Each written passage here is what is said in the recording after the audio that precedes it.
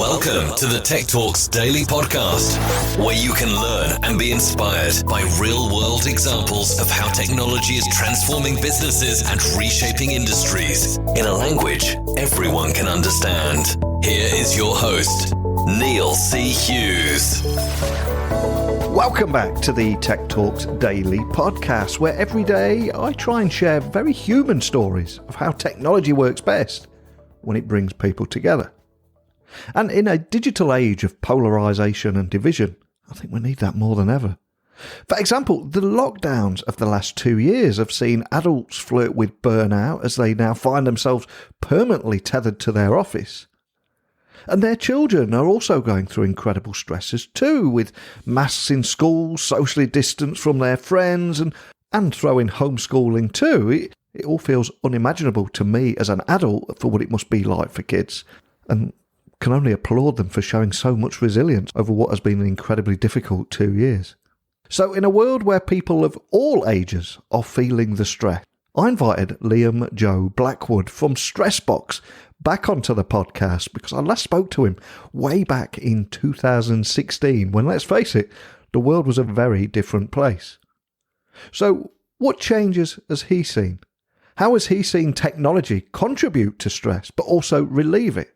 And I also want to try something a little bit different on today's podcast too. And if he's up for it, and I hope he is, maybe do a little meditation session on here and try and use technology to relax you all and de-stress you all in 165 different countries.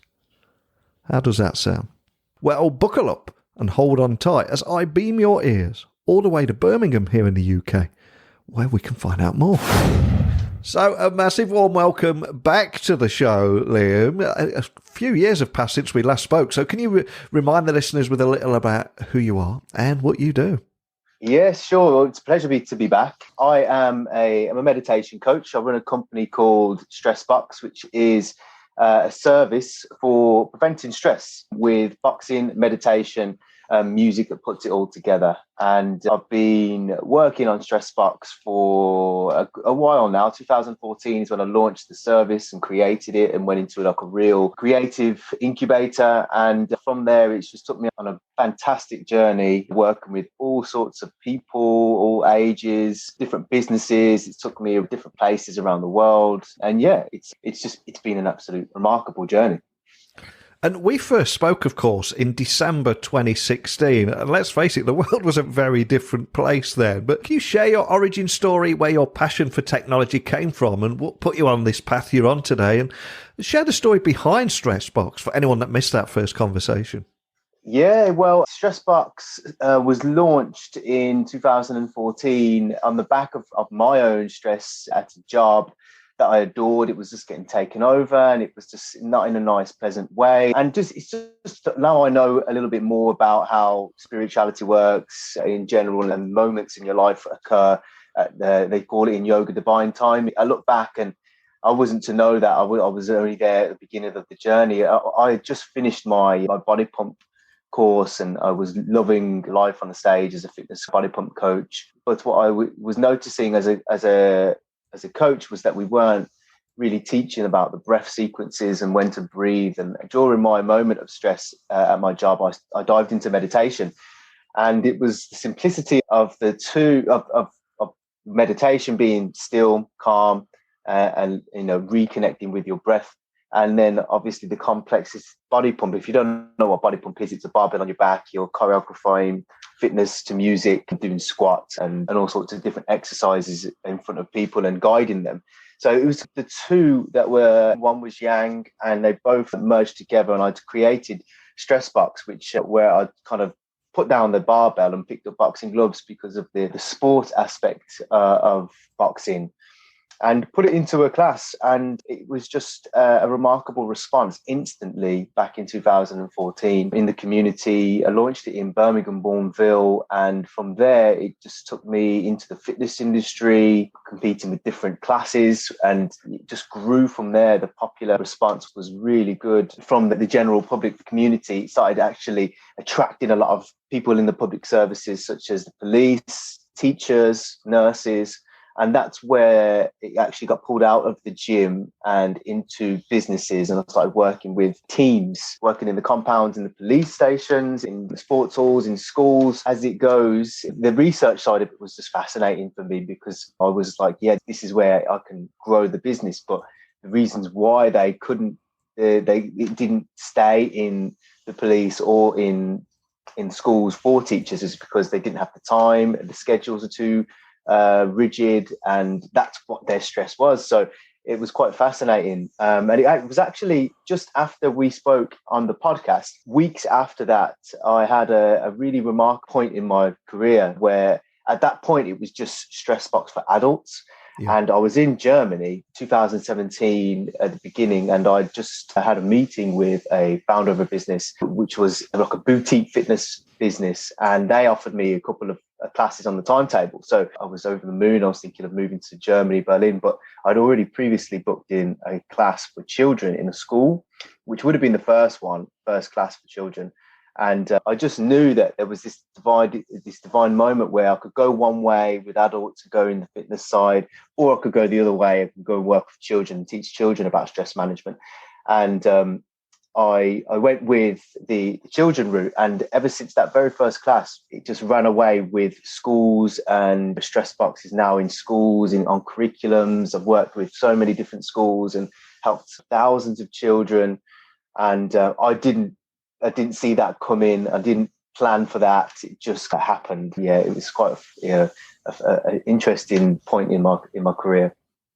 And I'm glad you raised that, because I've been thinking about you a lot recently, because since we last spoke, of course, the global pandemic hit, and there's been so much attention on workers and how their stress levels went through the roof as they juggled back-to-back Zoom calls, always being online, looking after their kids and flirting with burnout, etc. But not so much attention has been placed on the kids. And those kids, for the large part, they were in school wearing masks, socially distanced from their friends. Then they were locked down and not allowed to go to school and unable to see anyone.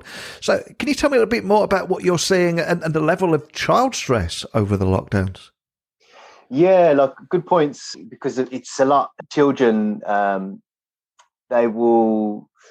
Well, for my response, obviously the first response was I couldn't see children, so it was like the perfect moment for me to be in schools. But because the kids weren't in school, it was quite difficult. But it was interesting because a lot of children, obviously, they are worried and concerned. And I think a lot of sleep deprivation has occurred with children because there's been so much technology thrown in their faces now, previously, before lockdowns, as a leisure tool, as a gaming tool, pleasure and leisure. But now it's all of a sudden technology has become this, now it's become the school, and it's just changed roles. And I think that's had an impact as well, because it's just not only they'd come home and they'd go and play on their iPads and have a fun time with technology.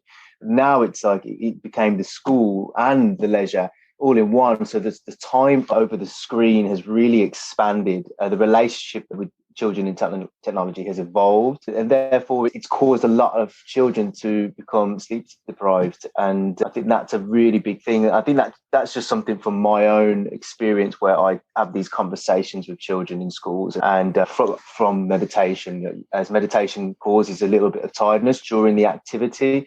And then this enables a conversation to go into a deeper conversation for children. And that's when a lot of hands go up when the question's asked, does anyone struggle with sleep? And most classes that I teach is 50%, maybe it's actually probably more, 50%. And that then it all of a sudden becomes, how can I help them with sleep? And that's where meditation and relaxation. I've become more of a relaxation coach since the pandemic, because of the fear that have unknowns and around what's going on next in children's minds. So I feel sorry for children. I really do. It's a hard time for them, but they are, at the same time, you just see children, they're unaffected at the same time. They're so pleasant. They're so enthusiastic about life. They can naturally roll with, and that's quite inspiring, because as adults, depression can stop us and halt us and put us down this darker path. With children, they can bounce back from it really well if guided well, of course. Yeah, completely agree with you. I know there's certain aspects of the media try and demonise the youth of today, etc. But if anyone that spends time with children of any age and right up to late teens, they are so resilient and can bounce back from things that would floor the average adult. And I've seen it time and time again. And one thing that parents and children alike have in common now, of course, is technology dominates their work, school and personal life. So do you think we have a new collective understanding of stress over the last 2 years? Yeah, definitely. I think that's one thing, that's one positive thing that's come out of it. There's a few positives, of course, but I think the understanding collectively of what stress is and how our neighbour and our family and the strangers we can all have a conversation about what's been going on. We can all relate to being in isolation or in just homes or stuck behind technology. So I think that's not a bad thing, because it helps with people. It helps with people like myself, because I will design new classes for new problems, for new stresses. So when this happened, I was like, I knew that I had to be a bit more creative. It gave me a new challenge to create a different type of class in terms of movement, because a lot of people, obviously, if parents and children are using now technology for their work, that means where are they using it? They're not going to be walking around, they're going to be sitting down, which then causes problems within the back and the hips. Therefore, that can really influence my new service or my next service or my current service now to bring this in. So it's good that you brought that up, for sure. And one of the things that I've noticed, especially because of the pandemic, it highlighted how, I don't know, grandparents and seniors are almost getting left behind of this technology we take for granted. We all share photos of our family and send them in WhatsApp message groups, etc., like it's second nature. But if you're a grandparent that's isolated and doesn't have Wi-Fi, doesn't have a smartphone, doesn't know how to use any of that tech, you can quickly feel like the world's closing in on you. An example I've got, my father-in-law, he had to go in hospital during the lockdown, so nobody could see him, nobody could visit him in hospital.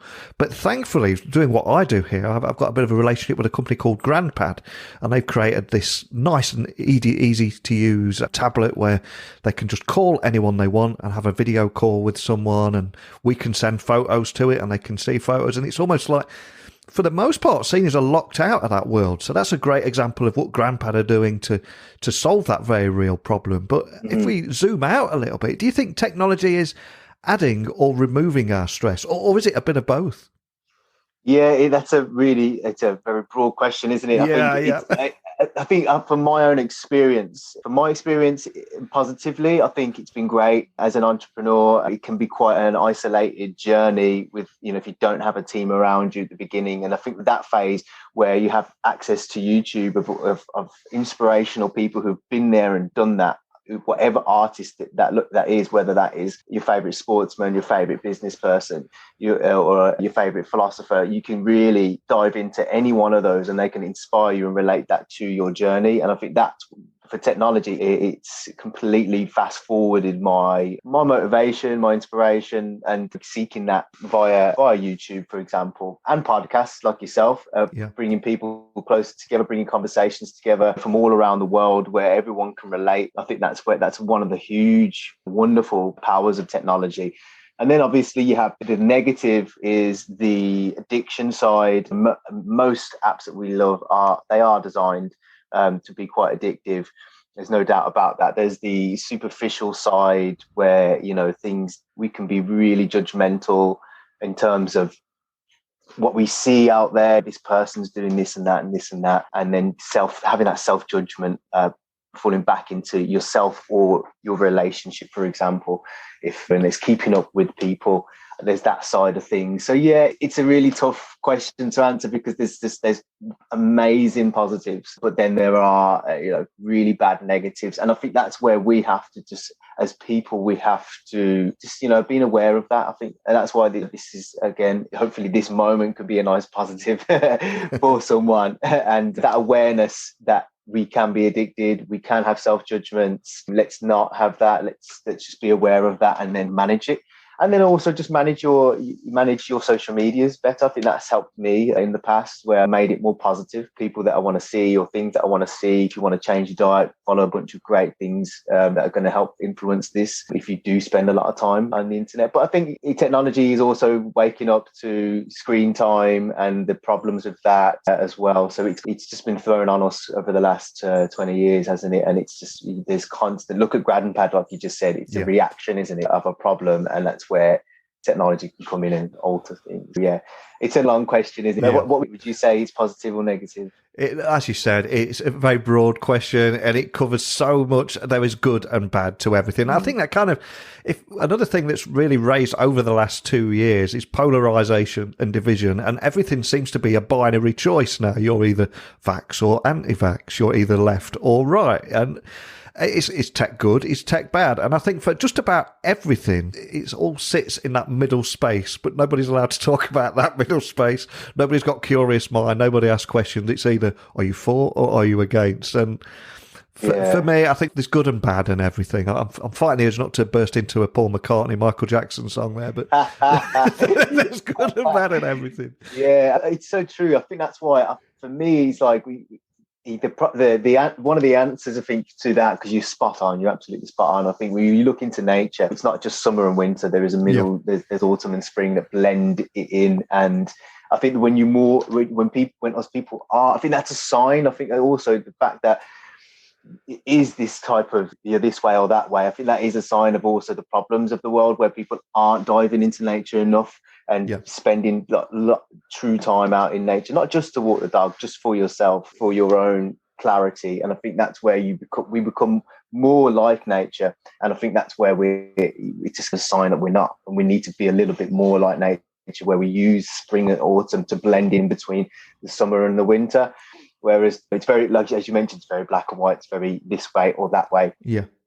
And to be honest, we just need to listen a little bit better to all things, Yeah, and without wanting to go too far down that rabbit hole, because it is an episode on its own, but I think the social media side of things, where people tuning into their own echo chamber, and those websites such as Facebook, let's say, an obvious example, they will keep spoon-feeding you your own opinions back at you to keep you scrolling down, to keep you from doing anything else. And then when somebody comes up with something that's different, you don't like it, and people go crazy very quickly. Where if we go back a few years, you could sit next to somebody in a bar, for example, and have completely different worldviews, and you'd meet somewhere in the middle, then go your separate ways, having both learned something.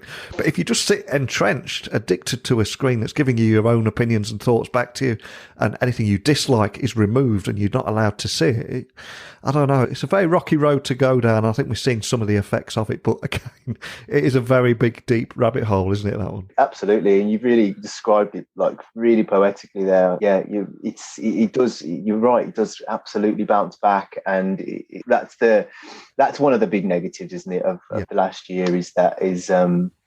Is the kind of guarding, the censorship, what's going on. And this is something that's never happened in technology, and it's happening now. And that's, again, I think it is something that will be adapted. I think you're seeing it already. I was on Twitter last night, and I think Joe Rogan's caused a big stir with some podcasts, and the people are moving now from Twitter because they've censored some more people, more great people. And I think that's, people are just responding to this, which is good. That's definitely that they need to be punished. If they're going to punish everyone else, they can't. It can't work like that.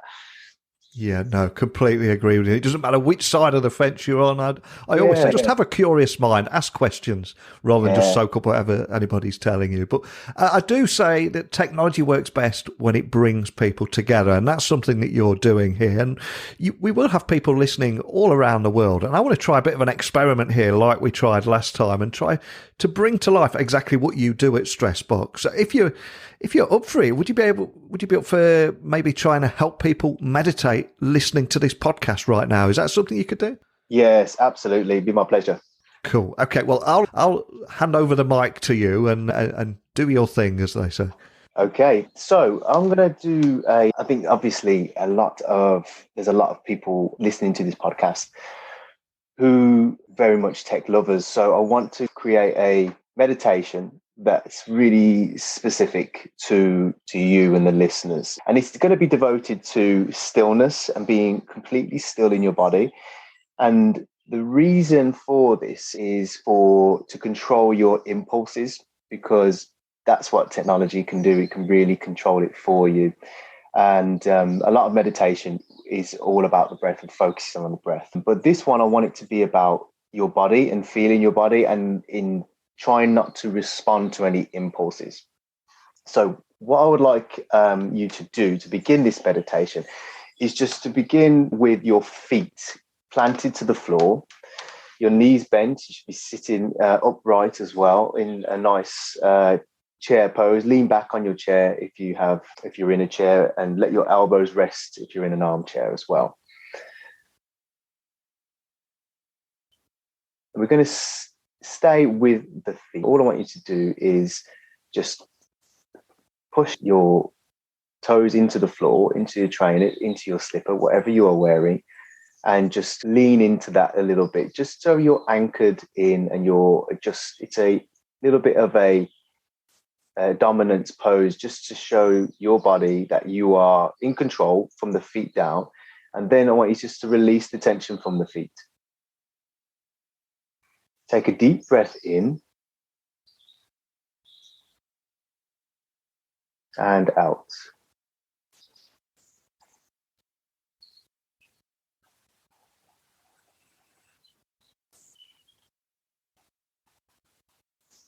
So on the third breath, we're going to close the mouth and breathe in through the nose.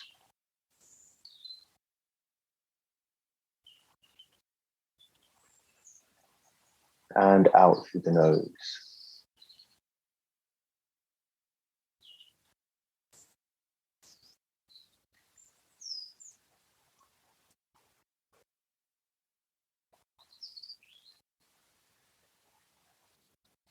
So we're going to move your focus now to the hands. I want your hands just to be nice and relaxed. Place them on your knees. Let them rest on your knees.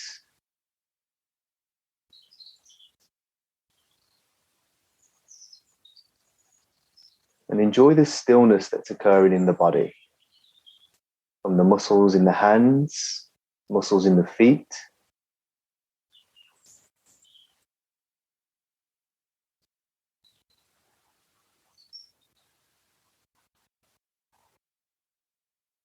And let's bring your focus to the muscles in the face. Your lips, your eyebrows, your jaw. These are areas of tension. And try and relax and breathe into your face. And with the exhale, just relax every single muscle in your face. Feel your jaw dropping, your forehead and your eyebrows relaxing, your lips becoming heavy.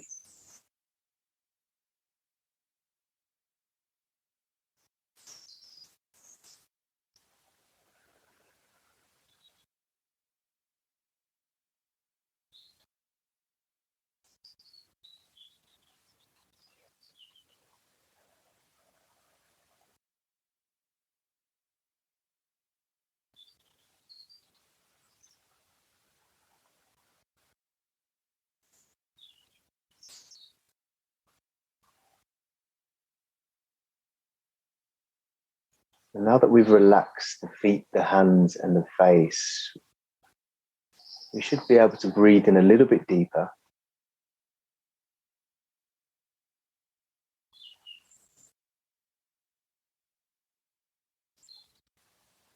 We want the breath to go deep into the belly, using your belly button as a target.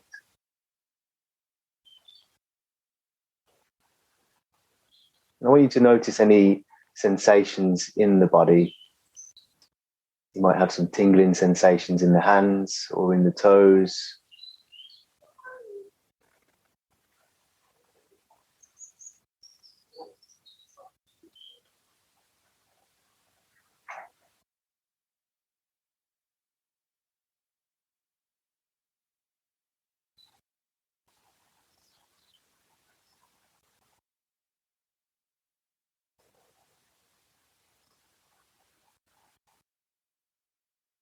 So as we're breathing in, try and mentally count maybe to 5.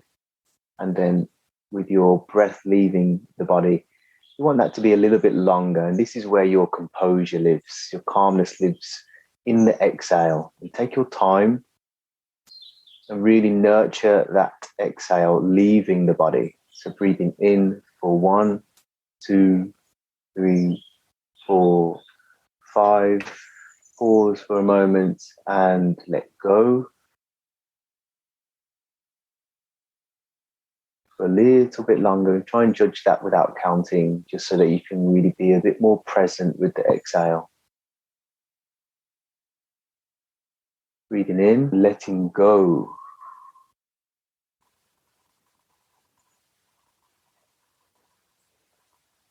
So really exaggerating that exhale.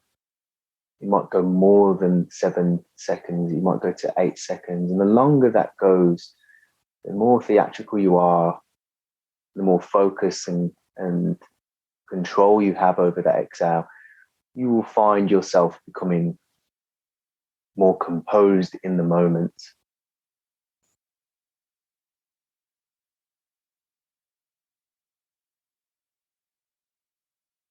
I'm going to take 3 more deep inhales.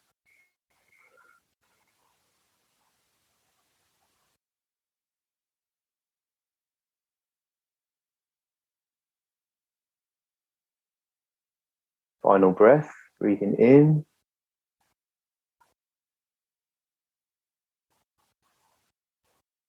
And as you let go of the breath, just bring some movement to the toes, movement to the fingers, movement to the eyebrows, the jaw, shoulders. Maybe bringing your shoulder blades back, pinning them together, just to bring the chest up, out. And if you've got your hands on your knees, just moving forwards and backwards from the top of the knees to the thighs. So you're just bringing some movement into your meditation, a little bit of a yoga pose just for your posture, because sometimes meditation can really sink you forwards because of its relaxation effects. So we're just bringing some movement forwards and backwards on the thighs, from the knee to the top of the thighs.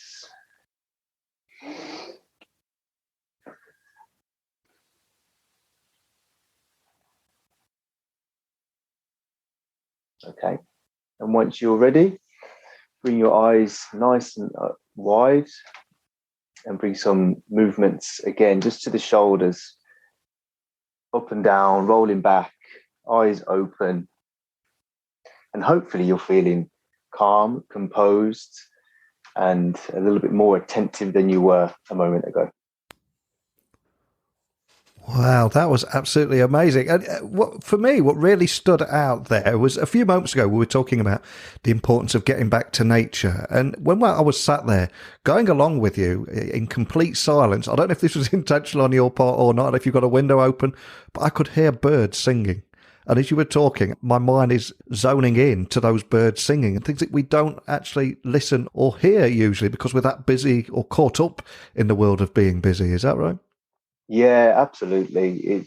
That's again, it's just evidence that you're in the present moment there, which is amazing. And I think that's nature has a really amazing part to play with being more present. That's what meditation is all about. It's about acknowledging the tension in the body. That's why with the feet and the hands, they can become very tense, and therefore they're really important parts of our movement. They really are. Like if you're going to walk to the door, you need your feet and your hands. That they are the two main instruments, and that's what, and especially with tech as well.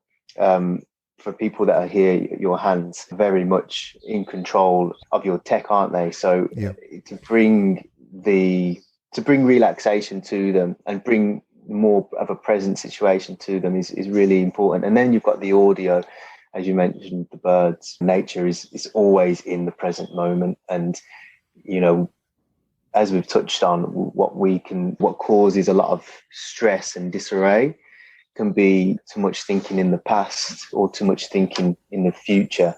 And when we're dancing between the both of them, we're not dancing in the present. And that's why we don't acknowledge the robins whistling and the birds whistling, because we're too busy dancing with future problems, what can happen, the unknowns, and then previous problems that we've had in the past, and things in this nature. And that's why meditation is just it's a wonderful opportunity to jump out of those two, because we were all, when I was in a meditation retreat, I was 10 days silent in 2019. It was a great experience. 10 days in a meditation retreat with many other people, everyone in silence, no talking, no notepads, no technology, no books, just complete silence, and then lovely food and meditations throughout the whole day.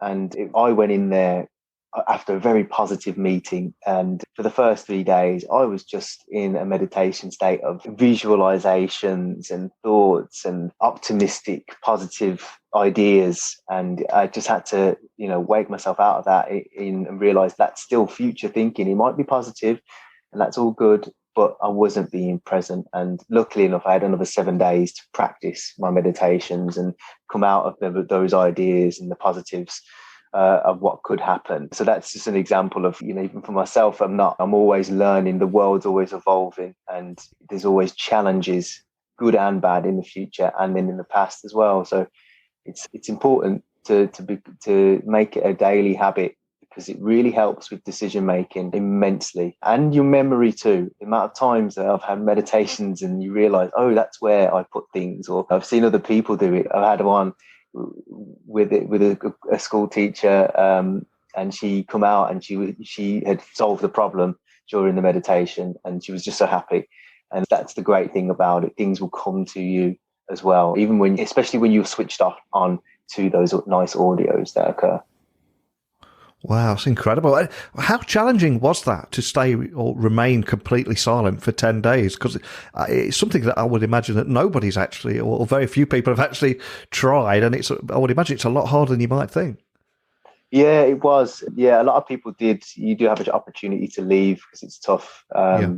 Yeah, I think for myself, it was quite relatively easy for myself, because I do spend a lot of time walking alone, without any distractions, even without music or anything like that. I'm used to that. I had a build up to that solitude. So when I went at the end of it, actually, I wanted to extend it. I wanted to stay for longer, because we could come out of this big, beautiful meditation hall and I could see everyone talking, and I hadn't heard or saw that activity for 10 days. And I ended up just walking out and hooking around the corner and taking a walk through the little nature reserve, just not to be thrown into that social situation. But when I did get into that social situation, it was like everyone was almost drunk, social chatter. It was just brilliant. It was really an interesting experience. And then you got to listen to everyone's version of their 10 days and how they coped and what they struggled with. But for me, it was very purifying, because my eyesight got better, my hearing got better, which improved my work, my relationship with music. My taste buds got better. It was fascinating what the benefits were. I had no idea. I never heard about the benefits of this, and it was just incredible how, moving everything aside, really, it felt like I was almost going back to being a baby, because you just slept, meditated, and then you were eating, and that's it. And then walking around the nature reserve, and that was it. It was really as simple as that. And it was almost like the gong will go for food. And it's like when you're a baby, you don't choose when you're eating. It's almost like you'll eat when the parents are ready. And it was just brilliant. It was an amazing experience. I would recommend it for everyone. And I think when the lockdowns come, it really, because of that powerful isolation, 10 days the year before, it was literally a year after, it was in March 2019, I did the retreat, and then a year after, I was really okay with it. And I knew that it would be beneficial for a lot of people, because exactly what they need. People do need to be still for a little bit and be not without all the distractions of the transports, of the cars and shops, and everything, that they're gambling, betting, or the routines. People do need to be still and be present and be creative within that moment, because the tough thing for me was, in and out of the meditations, was just things coming to me. My memory was improving and things were coming back to me, and laughing was a bit of an obstacle for me. I couldn't, things would come to me through boredom, and I'd just think of these great memories that I've had, and just it was a struggle not to laugh a lot of the time for me. So it wasn't the talking, it was just I can't express myself. But yeah, fascinating experience. Oh, that's beautiful. I've spoken at length on this podcast before about the big focus on innovation and creativity now, but I think for the most part, we're losing the ability to daydream by doing everything that you've just mentioned there. Go back 10 years ago and you would sit in your favourite armchair and ideas and memories would come flooding in.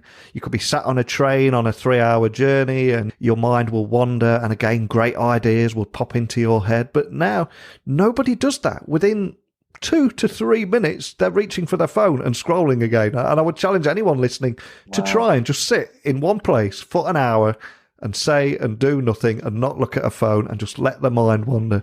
And it's something we don't do enough. But I'm curious, what role do you see technology playing in actually helping people with? I think moments like this that we just created, I think that really helps, because I think through the lockdowns, I love my work at its practical sense, because of all the reactions and the movement patterns that I can create in a session in front of people, and I can see the instant benefits. People coming into my session, my classes are quite maybe stressed in their face, and they come out completely looking different, relaxed, looking youthful, and just slower paced in a positive way.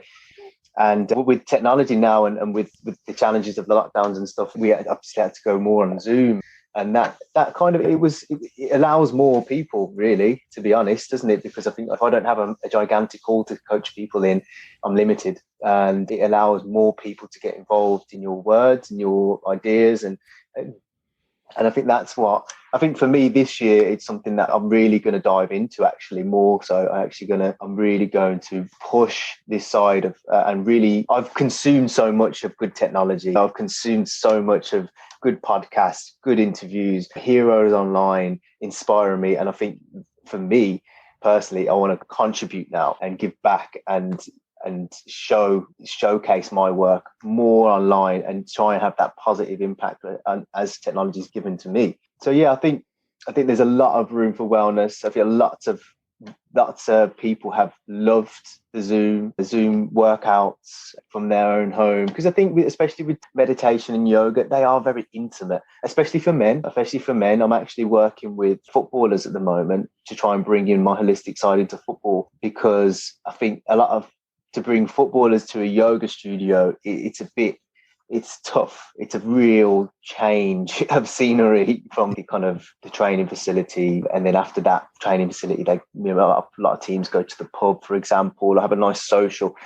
To bring that to a yoga studio, it's not really realistic. So the middle gap there for me, online, and therefore people have their own private room. They can create their own sanctuary without judgment from their friends. If they want to put a candle on, no one can see it in a Zoom call, and that's it. They would probably, as a group of lads, they might laugh at that in a yoga studio. And that's the power of technology. I really think that, and I really want to see that this year for myself. But I know it's already occurring, which is a wonderful thing. Yeah, and here we are at the beginning of 2022. So many people on similar journeys there. And I think it's also a timely reminder that 5-10 years ago, people did an 8-hour shift, come home, switched off from work and didn't worry about it till the following day. But since the pandemic, now people are always online. And that when that email pops from their boss at 11 p.m. on a Sunday night, they might feel compelled to reply, so they can never fully switch off. And there's so many big talking points around stress and burnout, etc. So what's your focus for Stressbox this year, and where are you going to go from here? Yeah, I think touching on it just then, I think I'm going to do a lot more of what we just did on this podcast. I want to teach meditation online. I want to have a lot more classes online and practical ones where you can actually see me, and I can help guide with movement as well, because movement is an important thing before meditation. That's why meditation is at the end of the yoga class, because you've just unwinded all the tension out of you, and then that your nicest point, it's almost like you've just ironed. It's like in terms of a metaphor for yoga, it's like ironing out all the creases in your body, and then once that shirt's nice and ironed, all that dress is lovely, you put it on a hanger and you let it sit, and that letting it sit and pulling it on a hanger is like the meditation. So I think more for me, it's definitely using tech, as I mentioned, contributing. I've done a lot of consuming, I want to do a lot of contributing this year. One of the great things that come out of last year was creating a wellness film with the Canal and River Trust. Over the last couple of years, I've teamed up, and they're my partner now, where I deliver online classes for their teams. But we have created a wellness film. It's called the Meditative Series. We can get this on the podcast link, if you will. And yeah, to create one of my things, as I've touched on, and as we had in the meditation, I love nature, and it really helps to bring that present moment in. So it's like a dream partnership with me and the Canal and River Trust, and they are actually sponsoring the Birmingham 2022 Commonwealth Games this year in July. This is it's going to be a really interesting year for me to collaborate with them. We want to have, Stressbox classes along the canal side, in and around Birmingham. The whole ethos around the Canal River Trust being a partner of the Commonwealth Games in Birmingham is that all the events where all the sporting events are being hosted, there is a canal nearby, and they actually want to have people walking, cycling to the games, which is just perfect. And it's quite poetic. It's how it should be, because they're going to see sports, and that's a big part of wellness. So people going and walking is going to be a really great thing to see, and quite unique really to a sporting event. So I think that's what's going to make the games a unique one. But for me, it's just delivering these sessions, bringing more people into my work, coaching other Stressbox coaches, sharing my work online, more wellness films, filmed really artfully with mindfulness involved, but with that nice coaching structure that's going to be coming this year. So definitely more meditative series online with them. And as I touched on as well, bringing some of my work into football, because I think men need that ability to handle pressure with composure.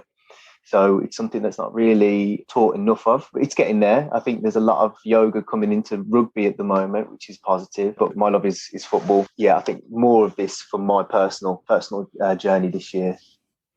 Absolutely love that. I mean, you've been on a hell of a journey there, and we've now come full circle. We began talking about what put you on this path you're on right now, but a question I always like to ask my guests now, since we last spoke, is there a song or piece of music that has inspired you in your career or just helps you get your head in the zone? Is there a particular song and story you can share with us, and we'll add that song to our Spotify playlist? Yeah, I've got playlists to give you because my work it's all about music as well. It is boxing and meditation, but music is the glue that harmonizes it all. And from classical to dance to hip hop, I love all sorts of genres, reggae. But for me, one of the songs that's really inspired me through my journey is a song with Kanye West, Kid Cudi, called Reborn. Yes. And it's almost like a mantra. It's the way they sing the chorus, I'm so reborn. When that song came out in the summer, it was the hottest summer in England anyway, and in Germany for a long time, 2018. That album came out then. And I actually wasn't going through a very good time. I was going through a bit of an evolution, and I needed that song, and it really got me out of a dark part of my life. And it was like a mantra. It keeps repeating itself. I'm so reborn, I'm so reborn. And it helped me immensely. And I actually went for a run this morning, and it came on, and I thought I didn't have an answer to your question because it's such a broad answer for me. But that one came on, and it was like, yeah, that's the poetry for me. That's the one. So yeah, Kid Cudi, Kanye West, Reborn. I absolutely love that. I'll get that straight on the Spotify playlist. And I'll also add the video that you mentioned. If you can send me a link after we've finished recording, I'll add that to the blog post as well so people can find you nice and easily. But what's the best way of finding you online if anyone listening wants to explore this further? Sure. My place will be Instagram, Stressbox, all one word, _ would be the best place to find me. There I've got some videos of my work and the story of Stressbox, where I've been, where it's took me. I will be doing more online meditations there, teaching people more of what we've just done today. So yeah, if you're interested in working with myself or learning more about my work, then yeah, absolutely get in touch. Please don't hesitate. And yeah, I can definitely support you on your journey. Fantastic. Well, I'll add all those links so people can find you nice and easily and connect with you. And I encourage everyone to reach out and send you a quick message and talk about what you thought of today's episode, because for me, I found it incredibly valuable. And usually these podcasts come in at around 20-25 minutes, and we're at an hour today, and I think we could just chat naturally for another hour, which is a great indication for me of what you're doing here and how powerful it is. And I always say technology works best when it brings people together, and you're doing just that. So I wish you the best of luck for the future. We can't leave it another 5 years until we talk again. So that's maybe something we can improve on. But other than that, thanks for joining me today. Amazing. Thank you so much, Neil. And good luck to all the listeners. Hope you have a great year this year, and be your inspirational self for sure. I learned so much from today's guest. We discussed everything from child stress over lockdowns, a new collective understanding of stress that we've all picked up over the last 2 years, and how to isolate in style and actually use it as a growth opportunity. Not to mention the story of Stressbox. And I cannot thank him for allowing me to put him on the spot there and run that guided meditation during a podcast. I think that really brought to life the value that he's delivering to schools, footballers, workplaces, and so much more. But over to you all listening. I know you're all listening to this podcast all over the world, and I want you to tell me about your experiences over the last 2 years. Tell me about what it's been like where you live and some of the stresses that you have seen and how you might have used tech to overcome it, and also share stories of how you think tech might have contributed to it. As always, keep those messages, thoughts, insights, experiences coming over to me at techblogwriter@outlook.com. My website is techblogwriter.co.uk. You can get me on LinkedIn, Instagram, Twitter at Neil C. Hughes. So please, I implore you, send those messages across. I want to hear your stories. That's what this podcast is all about. But tomorrow, we've got another tech leader waiting to join us on here, and he'll be sharing how technology is transforming our life, work, maybe even world. So hopefully you'll join me again. But thank you for listening as always, and until next time, don't be a stranger. Thank you for listening to the Tech Talks Daily Podcast with Neil C. Hughes. Remember, technology works best when it brings people together.